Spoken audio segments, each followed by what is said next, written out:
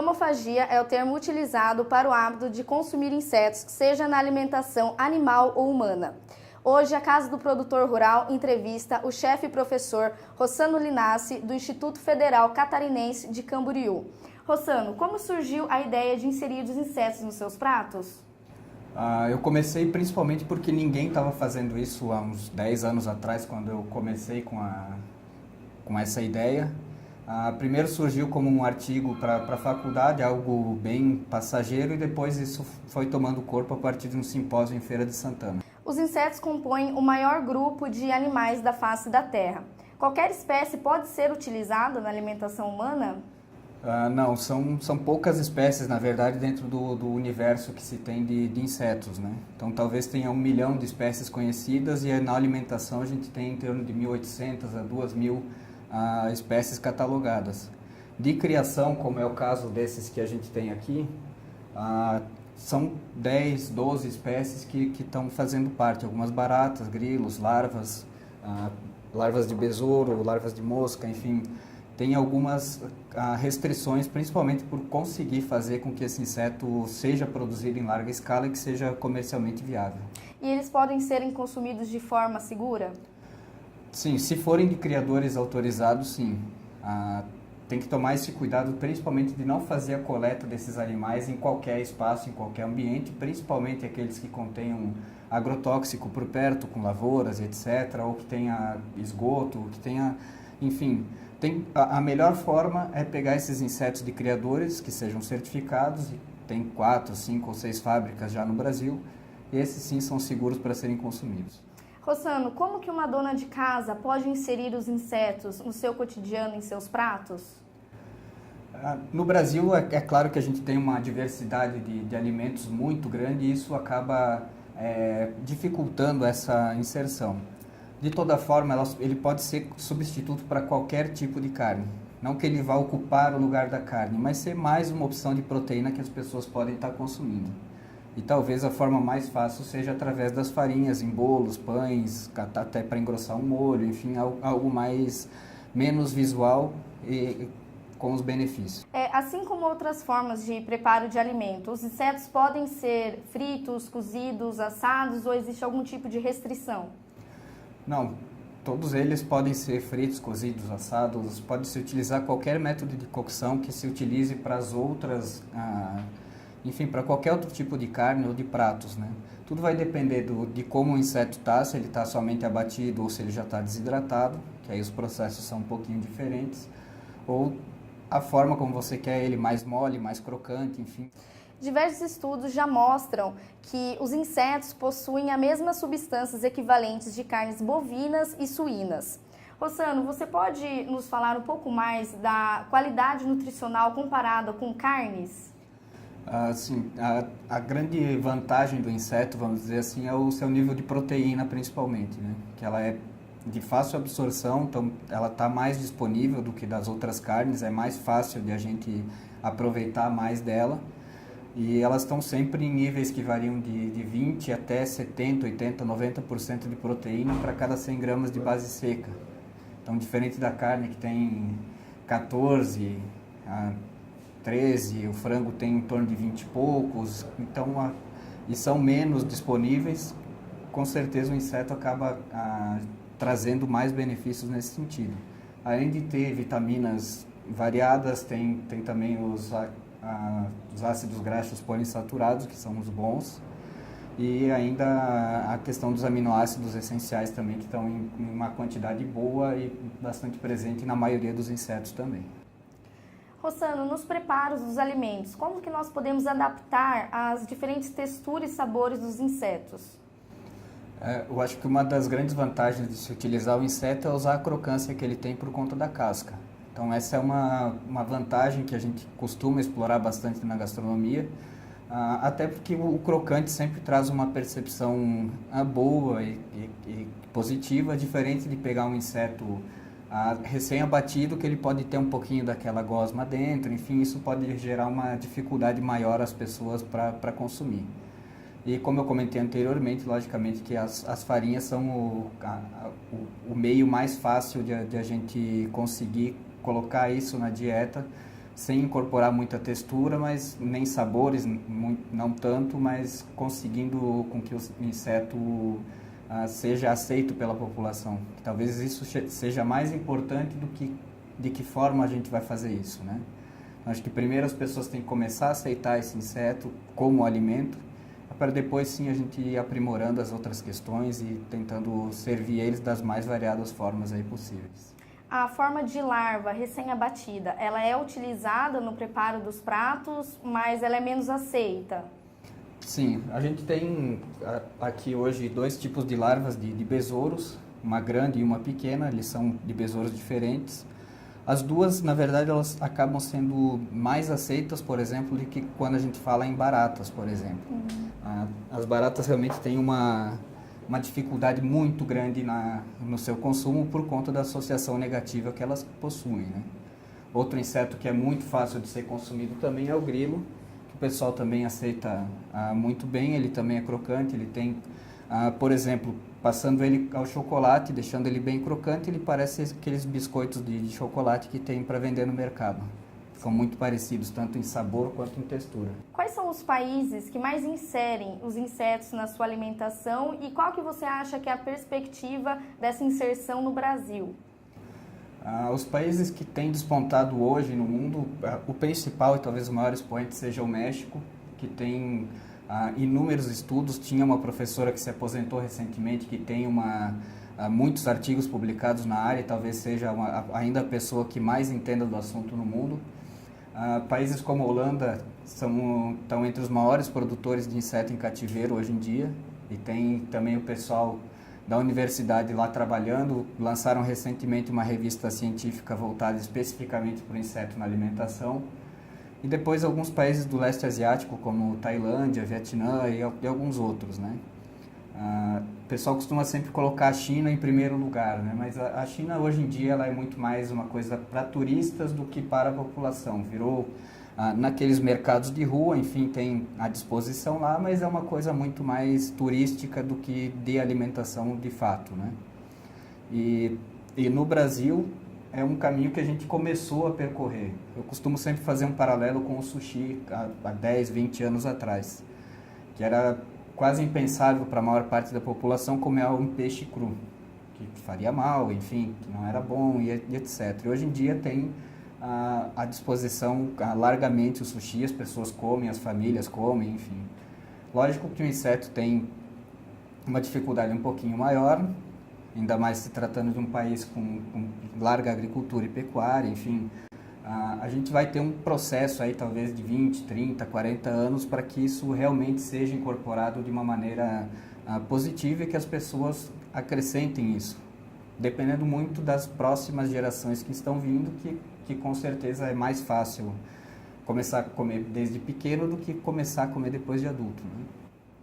Você comentou das universidades, que no exterior já existem estudos e tudo mais. Como que está aqui no Brasil, tanto na parte de gastronomia, quanto do estudo mesmo da biologia dos insetos na alimentação humana? No caso da gastronomia, existem disciplinas específicas que já abordam em universidades o uso de insetos no preparo de pratos? Na verdade não, aqui é tudo muito inicial, os estudos são muito iniciais, então a gente tem, sei lá, 20, 30 artigos de brasileiros publicados sobre alimentação com insetos, a maioria deve ter uns 20, que é do Heraldo Medeiros, que é o maior especialista do assunto aqui no Brasil. Tem ações que estão sendo dificultadas por conta da falta de legislação específica. Então, tem algumas universidades, como o Instituto Federal de Mato Grosso do Sul, que tem alguns projetos, mas eles enfrentam algumas dificuldades com o comitê de ética, enfim, sempre tem alguma barreira por não ter as leis que regem essa prática, né? Rossano, se você tivesse que elaborar um cardápio, desde o café da manhã, almoço e jantar, com os insetos, qual seria a sua sugestão de pratos? É uma boa pergunta. Eu acho que começaria de manhã com talvez uma granola de insetos. Então, incorporar naquela mistura que já é rica, incorporar um pouco mais de proteína, e isso com certeza vai dar também a crocância e vai ser um prato de fácil consumo. Para o almoço a gente pode incluir talvez uma farofa de tanajuras, que é muito comum, bastante utilizada aqui no interior de São Paulo também, no interior da Bahia também é bastante comum, principalmente nas épocas de setembro, outubro, que é a época da revoada delas. E para o jantar ainda, para o jantar eu acho que a gente podia elaborar alguma coisa um pouco mais... talvez um hambúrguer com barata, que fica muito interessante. A gente une um pouco da carne, coloca as baratas e fica um sabor muito interessante, bem disfarçado, também muito fácil de ser consumido. Rossano, você comentou sobre a resistência inicial da população em ingerir alimentos como o peixe cru. Existe algum estudo que apresenta o inseto negativamente na alimentação, como em virtude do uso em pessoas que podem ser alérgicas ou desenvolver algum tipo de resistência mesmo a esses alimentos? Tem alguns estudos iniciais ainda que apontam que provavelmente as pessoas que tenham alergias a frutos do mar e a crustáceos, elas podem também desenvolver alergia ao inseto por conta das composições químicas que são muito parecidas, né? Obviamente, também reforçando a questão dos insetos que são coletados, que podem estar contaminados também. Tem insetos que são tóxicos e também não devem ser consumidos, por isso a importância de se consumir só o que é de criador. E outros estudos que testaram insetos de criação com parasitas e etc. e tal, tiveram um resultado muito baixo, atestando que não tem risco para a saúde humana o consumo desses insetos. Em relação à composição, qual seria a parte dos insetos que tem a mesma composição de frutos do mar, por exemplo, que pode dar essa aversão no ser humano? Principalmente a parte da casca, que é formada a partir da quitina. É o que mais parece entre os dois, né? O restante é parecido, mas não é tanto quanto a casca, né? E essa casca existe em todas as classes de insetos? Sim, até mesmo as larvas, elas têm a quitina por fora, que é também uma forma de proteção desses insetos, né? Faz parte da armadura dele, vamos dizer assim, né? Rossano está aqui com larvas de besouro. Rossano, como você utiliza essas larvas nos pratos e você pode falar um pouquinho das características dela? Essa larva aqui, ela se chama tenebrio, o nome do besouro. Ela está aqui desidratada, está bem sequinha. Se quiser, a gente pode consumir ela diretamente assim, não tem problema nenhum. Ela só não vai ter nenhum tempero, nem nada. Eu costumo utilizar ela em pratos menores, ou canapés, ou algumas saladas utilizando como crocante, ou mesmo para fazer alguma farinha, ou algo nesse sentido. E também eu coloco muitas vezes dentro da massa de bolo ou de pães, deixo ela inteira mesmo e ela acaba fazendo parte dessa massa, né? As larvas em geral, elas são mais fáceis de serem consumidas, têm um paladar mais tranquilo, diferente de outros insetos maiores que aí tem uma característica de sabor um pouquinho mais pronunciada. Rossano, aqui nós temos a barata Madagascar. Isso. É uma barata que tem algumas características únicas, porque primeiro que ela é bastante grande e depois que ela não tem asas. É a única espécie de barata, pelo menos que eu conheço, que não tem asas, né? Então não tem aquele problema dela chegar voando em casa, aquela coisa toda, né? Ela também é utilizada como pet por algumas pessoas, como ela tem um tamanho grande e não voa, ela é fácil de criar em casa. Algumas pessoas até decoram a casca dela, enfim, tem essas utilizações. Para comida, ela é um dos mais difíceis de serem trabalhados, essas maiores, porque elas têm muita casca. E isso para algumas pessoas acaba incomodando. O que eu costumo fazer logicamente, cortá-las e cozinhar por um período mais prolongado, fazer um cozido ou algo nesse sentido para tentar que ela fique mais mole e seja mais fácil de ser consumida. Rossano, como esses insetos são vendidos e qual é o preço deles? São vendidos normalmente diretamente nas biofábricas mesmo. E o preço deles varia de 250, 350, 450 reais o quilo, dependendo da época e dependendo da espécie que está sendo vendida. Rossano, é um preço um pouco elevado. Existe um motivo? Por enquanto é porque a questão de pesquisa e desenvolvimento ainda é muito forte, se gasta muito ainda nisso e as produções ainda são muito pequenas. Então, A gente fala, às vezes, as fábricas estão produzindo 1 a 2 toneladas por mês, as pessoas acham que é muita coisa, né? Mas a gente devia estar produzindo, sei lá, talvez 100 toneladas mês aí no Brasil todo para que esse preço comece a diminuir. E a tendência é que ele seja, com o passar dos tempos, a dificuldade da criação do gado e etc e tal, a tendência é que o preço do gado suba bastante e do inseto acabe diminuindo pela facilidade de criação. Assim como as frutas e as hortaliças, os insetos são alimentos perecíveis? Sim, principalmente quando eles estão somente abatidos, né? Então, ele está vivo, foi abatido, o ideal é que se consuma esse inseto em 2 a 3 dias, aí se processe ele como alimento. Uma das formas de se prolongar esse período é congelando ele, em torno de 3 a 6 meses ele vai aguentar muito bem. Para alimentos já prontos, já cozidos, com o inseto na sua composição, aí também 2 a 3 dias dentro de geladeira, ele vai aguentar também super bem. E uma das melhores formas de se conservar ele é desidratado, como esses que a gente mostrou aqui durante a reportagem. Que eles têm um teor de água bem baixo, e isso faz com que o tempo dele de vida seja muito mais elevado. Então, eu mesmo em casa testei alguns insetos que ficaram de 6 meses a 1 ano e eles estavam dentro do armário, sem refrigeração, sem nada, e eles se mantiveram com as características quase inalteradas, né? E isso serve para todos os insetos ou tem algum inseto específico que existe uma outra forma de armazenagem, um tempo de vida útil diferente?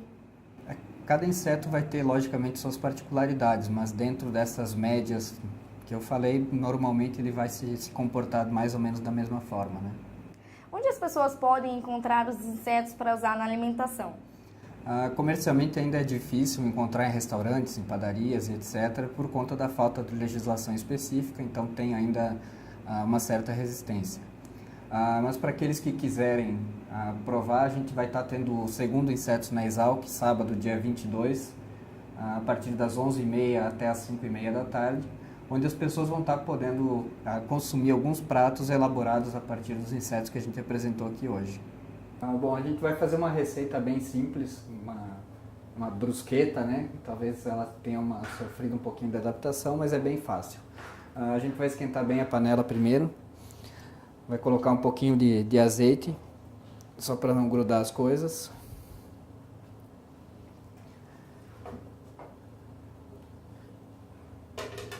Quando o azeite estiver quente, a gente vai fritar um pouco de cebola.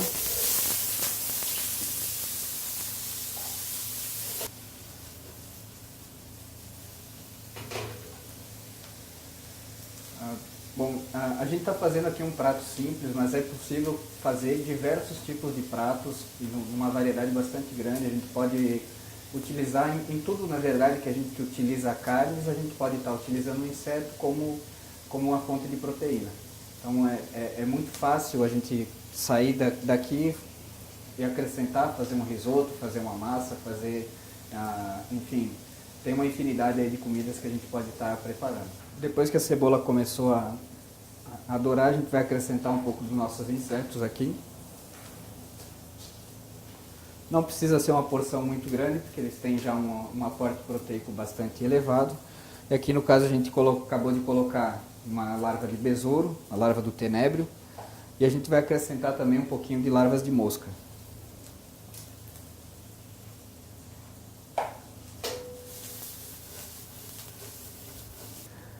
Essa escolha por utilizar 2 ingredientes então nesse preparo, que normalmente eu utilizo somente a larva do tenébrio, mas como o pessoal da casa do produtor rural gostou, experimentou antes esses insetos sozinhos, sequinhos, eles acabaram indicando que essa seria uma boa combinação para hoje. Essa etapa com os insetos é bastante rápida, como eles já estão desidratados, a gente só precisa cozinhar eles rapidamente, para eles ficarem até mais crocantes.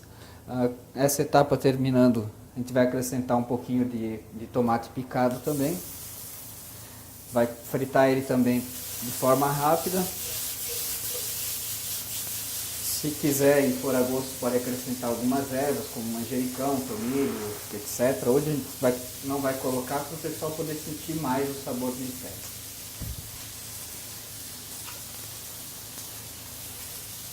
um pouquinho de sal, só para corrigir o tempero.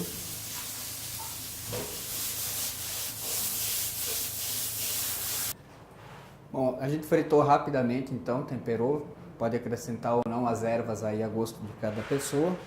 A gente pegou o pão, deu uma tostada leve nele para que ele fique levemente crocante. A gente vai só acrescentar um pouco da nossa mistura aqui de insetos em cada brusqueta.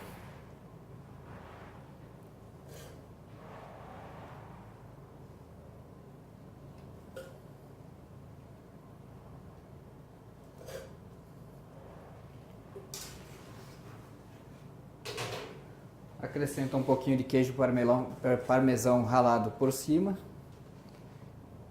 E nessa etapa, como já está quente, ele vai derreter levemente o queijo, mas quem preferir pode levar ao forno também para que esse queijo derreta ainda mais. E está pronto o nosso prato, simples, rápido, fácil e bastante nutritivo. Finalizamos o preparo do nosso prato aqui, da nossa brusqueta, especialmente para o pessoal da Casa do Produtor Rural. E a Luana, que está aqui do meu lado, vai provar o prato e ver se ela aprova e se ela gosta do inseto no cardápio. O cheiro tá bom, hein, Rossano? Vamos lá.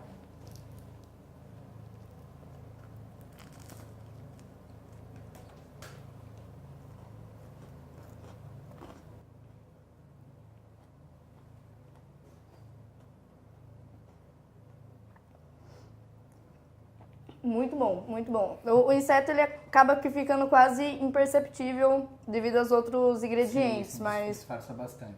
Mas ele dá uma crocância bem legal. Muito bom. Parabéns. Aprovado.